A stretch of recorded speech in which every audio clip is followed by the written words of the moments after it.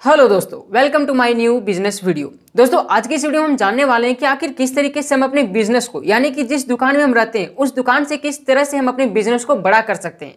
दोस्तों देखो, कई बार क्या होता है कि हम अपने बिजनेस को बड़ा करना तो चाहते हैं, बट किस तरीके से बड़ा करना है, किन चीज़ों का इस्तेमाल करके हम अपने बिजनेस को बड़ा कर सकते हैं, वो चीज़ें हमें पता नहीं होती, या फिर हमें उस फैसले तक हम नहीं पहुंच पाते, जिसके वजह से हम अपने बिजनेस को बड़ा नहीं कर पाते। दोस्तों, आज की इस वीडियो में हम उसी के बारे में डिस्कस करने वाले हैं। और अगर आपने मेरे बताए हुए स्टेप्स को अगर आपने फॉलो कर लिया तो मेरा दावा आपसे कि आप अपने बिजनेस को जरूर बड़ा कर पाएंगे। सो आइए देखते हैं। मैंने यहाँ पे कुछ 9 पॉइंट्स लिया है, आप सब देख पा रहे होंगे। मैंने यहाँ पे ब्लैक बोर्ड पे पहले लिखा है, व्हाइट बोर्ड पे। आज के इस वीडियो में हम इसी के बारे में डिस्कस करने वाले हैं। सो आइए देखते हैं। सबसे पहले पॉइंट मैंने यहाँ पे ये लिया है कि बिजनेस का प्रचार करना।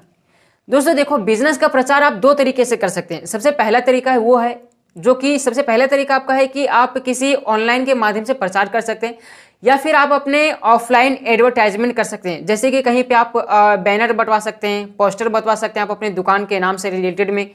और दूसरा जो चीज़ मैंने आपको बताई पहला, वो चीज़ आप ऑनलाइन के तरीके से आप बिजनेस का प्रचार कर सकते हैं। जैसे कि आप फेसबुक एड्स लगाइए, इंस्टाग्राम एड लगाइए, ट्विटर एड लगाइए, या फिर आप टेलीग्राम में किसी के आप अपना ग्रुप में आप अपने दुकान के बारे में आप अपने शेयर कर सकते हैं कि मेरे दुकान में ये चीज़ है, वो चीज़। आप इसके माध्यम से आप बिजनेस का अपने प्रचार कर सकते हैं।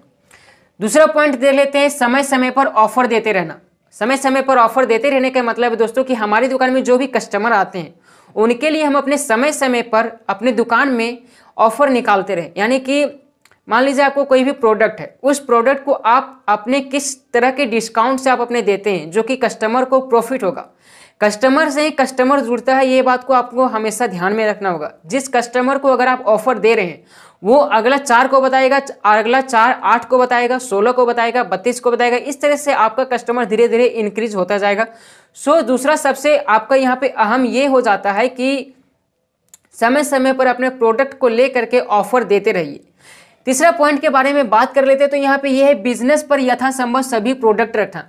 यानी कि आपका दुकान जिस किसी से भी रिलेटेड से आप अपने दुकान को किए हैं, जैसे मेरे दुकान है मनिहारी का, तो मैंने अपना दुकान में वहाँ पे सभी प्रोडक्ट अवेलेबल है, मेरे दुकान में वो सभी प्रोडक्ट वहाँ पे है। तो उसी तरह से आपका जो भी दुकान है आप वहाँ से अपने उस दुकान में आप अपने सभी प्रोडक्ट रख सकते हैं। यानी कि मान लीजिए आपका अगर कपड़ा का दुकान है तो फिर आप कपड़ा का जितना भी प्रोडक्ट होता है उस प्रोडक्ट को आप अपने दुकान पे रखिए। आपका जनरल स्टोर है तो उस प्रोडक्ट से रिलेटेड आप अपने दुकान में सभी प्रोडक्ट को रखिए।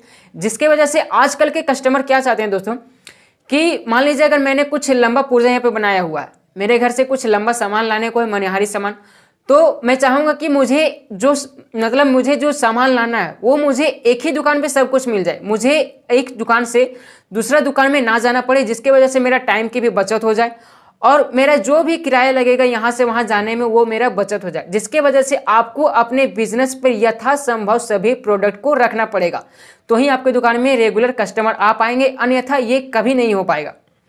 अगला पॉइंट बात कर लेते हैं, चौथा पॉइंट की ओर, ग्राहकों से बढ़िया से व्यवहार करना।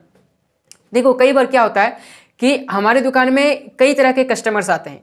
कुछ रूडली कस्टमर होते हैं, कुछ व्यवहार के अच्छे कस्टमर होते हैं, कुछ स्वाभाविक होते हैं। मतलब कि दिन भर में 10 तरह के कस्टमर हमारी दुकान में आ जाते हैं। तो कई बार क्या होता है कि हम कस्टमर के अनुसार हम अपने मूड को चेंज कर देते हैं। यानी कि जो कस्टमर जिस तरह से बात कर रहा है हम उसके साथ उस तरह से व्यवहार करने लगते हैं, जो कि ये सरासर गलत है। दोस्तों, आपको अपने दुकान में हमेशा अपने चेहरे पे एक स्माइल रखना है, जिसके वजह से आपको आपके फेस पे एक अच्छा इंप्रेशन बना रहेगा। और यकीन मानिए कि अगर आपके दुकान में कोई भी रूडली कस्टमर आता है तो वो भी आपके फेस को देख करके वो भी खुश होकर के जाएगा, बोलेगा वाह क्या दुकान पाया है, क्या दुकानदार पाया है। तो अपने फेस पे एक अच्छा स्माइल बनाए रखिए, एक अच्छा इंप्रेशन जमाए रखिए अपने दुकान पे, अपने आप के ऊपर में, जिसके वजह से कस्टमर आपसे अच्छे तरीके से बात कर पाएंगे और आप अपने कस्टमर के साथ अच्छे तरीके से कम्युनिकेट कर पाएंगे।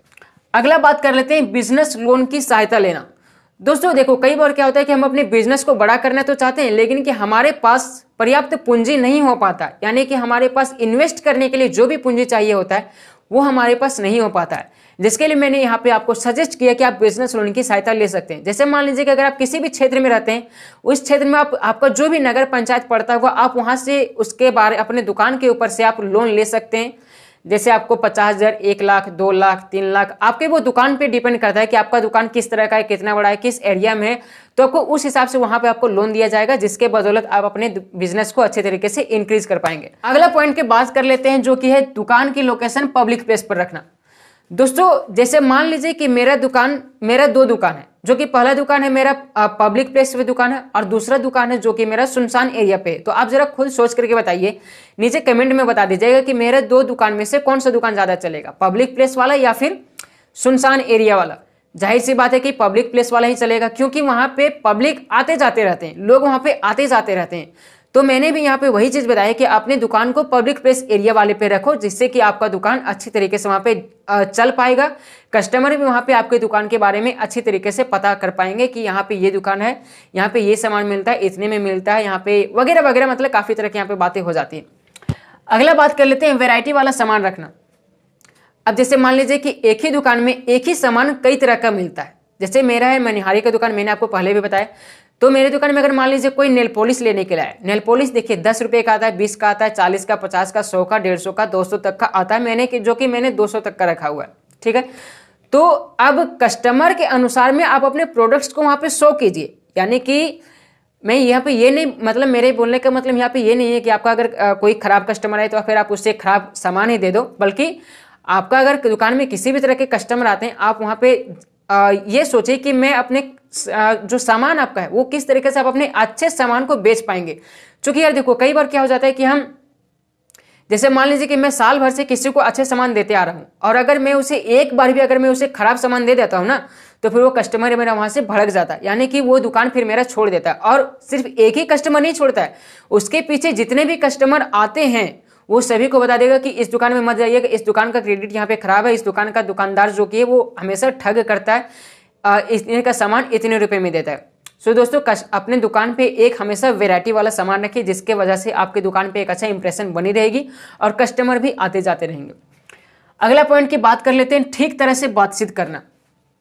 अब देखो, कस्टमर से अगर आप ठीक तरह से बातचीत करोगे तो फिर कस्टमर आपकी दुकान में हमेशा ऑटोमेटिक ही आता रहेगा, जिसके वजह से अगर आप अच्छे से बात नहीं करेंगे तो फिर आपका एक कस्टमर के साथ जितने भी कस्टमर अगर बना हुआ रहेगा तो फिर वो कस्टमर आपका वहां से भड़क जाता है। कस्टमर से बदौलत कस्टमर ही बनता है, 1 से 2, 2 से 4, 4 से 8, 16 से 32, इस तरह से वहां पे होते जाता है। तो कस्टमर से आप अच्छे तरीके से बातचीत करिए, जिसके वजह से आपकी दुकान एक अच्छे खासे रनिंग कर पाएगी, एक अच्छे खासे लेवल पे पहुंच पाएगी। अगला बात कर लेते हैं, महंगे प्रोडक्ट क्रेडिट पर देने का प्रयास करें।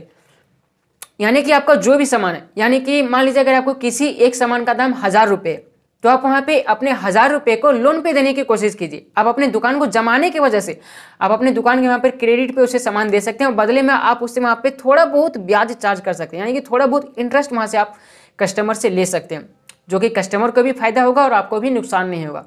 सो आई होप गाइज कि आपको ये वीडियो पसंद आया। अगर पसंद आएगा तो इस वीडियो को लाइक कर दीजिए।